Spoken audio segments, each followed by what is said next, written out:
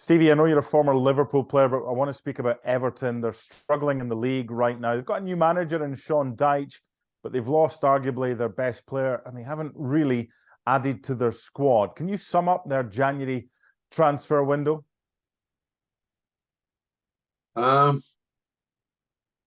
probably might not even have been a transfer window, let's be honest.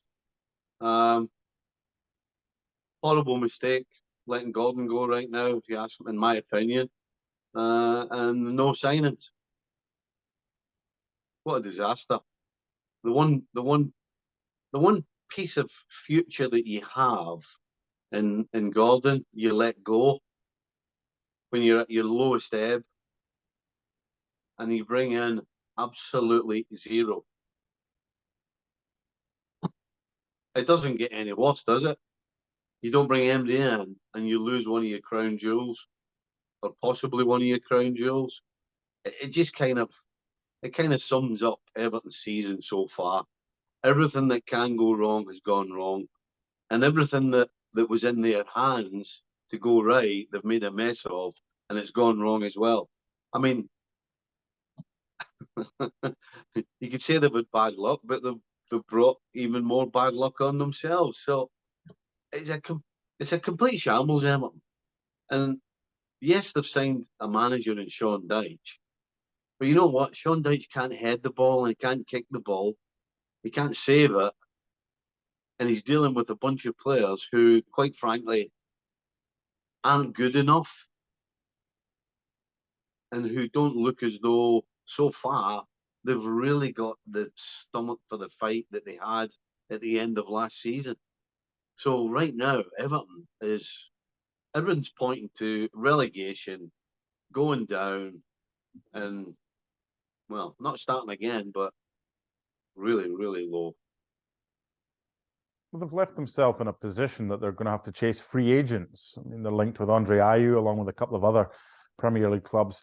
How did it get to this? You've seen the protests by the supporters. I mean, basically, the board, there's been such mismanagement of what they're trying to do, leaving it late, appointing a new manager, not having enough time to get new players in, selling their best player in Anthony Gordon. And if they go down, which there's a strong case that that's going to happen now, trying to sell the club, they're going to get a heck of a lot less if they're in the Championship than if they are in the Premier League. So is this a pass the buck between the board members or the owners? How have they managed to get to such a horrible situation? You've got to feel for the Everton fans here. Yeah, you got to feel for Everton fans. I think the crux of the matter is that the decision makers have, every decision they've made a mess of it. And I would suggest the biggest one of all was the sporting director, the man who's bringing the players in. You know, you can look at different teams and we talk about the recruitment, how good it's been. Well, Everton's recruitment has been an absolute disaster. And so when you go through the Everton side, there's a lot of those players fall into the category of failed elsewhere. So when you put a bunch of players that have failed elsewhere, it's probably going to go two ways. Either they're all going to motivate each other and be the best that they can be more consistently, or they're going to carry on doing what they've done. And that is be inconsistent and not produce the ability on a regular basis that everybody thought they were capable of.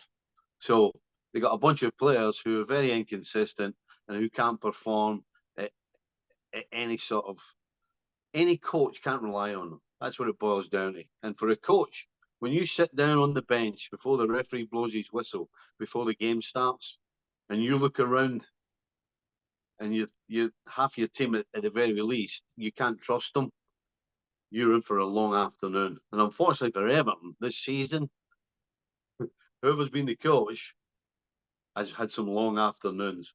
And Frank Lampard right now, although might be smarting that he's lost his job, I'm sure he's having a way better day today than he would have if he was still at Everton.